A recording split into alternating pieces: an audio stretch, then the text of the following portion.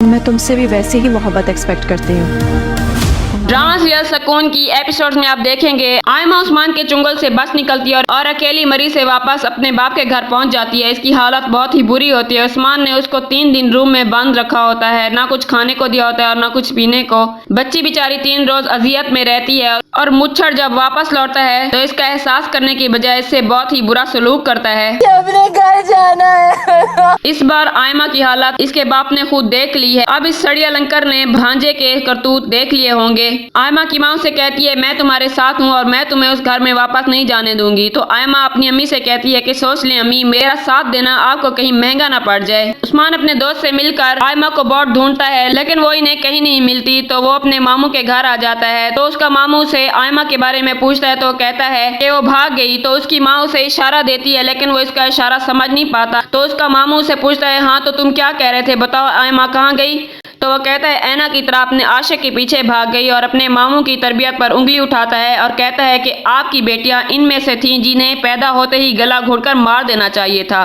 कि उस्मान को इसके मामू का जोरदार झापड़ लगता है और कहता है आयमा उसकी बेटी इसके घर पर है और खबरदार आइंदा अगर मेरी तरबियत पर उंगली उठाई तो मैं तेरा अंगूठा तोड़ डालूंगा।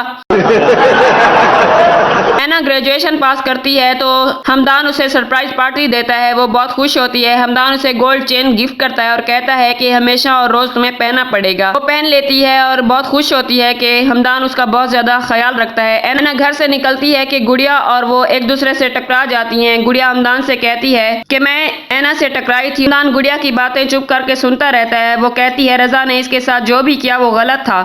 मेरा दिल चाहता है कि मैं एक बार उससे मिलूं, उससे बात करूं। और कहती है कि पता नहीं क्यों हमदान मुझे वो लड़की भूलती ही नहीं, जैसे कोई गहरा रिश्ता हो उससे मेरा। और रिश्ता क्या है ये भी समझ में नहीं आता। हमदान अब पक्का फंसेगा क्योंकि अब घर वाली और बाहर वाली दोनों आमने सामने आ गई हैं। अगली मुलाकात भी इंशाल्लाह इनकी जल्दी ही होगी। ऐना हमदान को बताती है कि अब तो गुड़िया ने उसे देख लिया है कि मैं यहाँ रहती हूँ। तो हमदान उसे कहता है कि ऐना तुम मेरे निकाह में हो और मुझे इस रिश्ते से कोई शर्मिंदगी तो नहीं है, खुश हुआ और तुम्हारा और मेरा एक ही रास्ता है। तो ऐना कहती है कि जिस राह से जाना ही नहीं है इसके बारे में बात करके क्या फायदा। ऐना हमदान के जज्बात समझ ही नहीं पा रही होती। उसे महसूस ही नहीं होता कि हमदान इस पर एहसान पे एहसान किए जा रहे हैं। ये एहसान नहीं उसकी मोहब्बत है। लेकिन वो इस बात को समझती ही नहीं और अपनी बात हमेशा कहती रहती है कि मुझे वैसे भी इस घर से जाना है।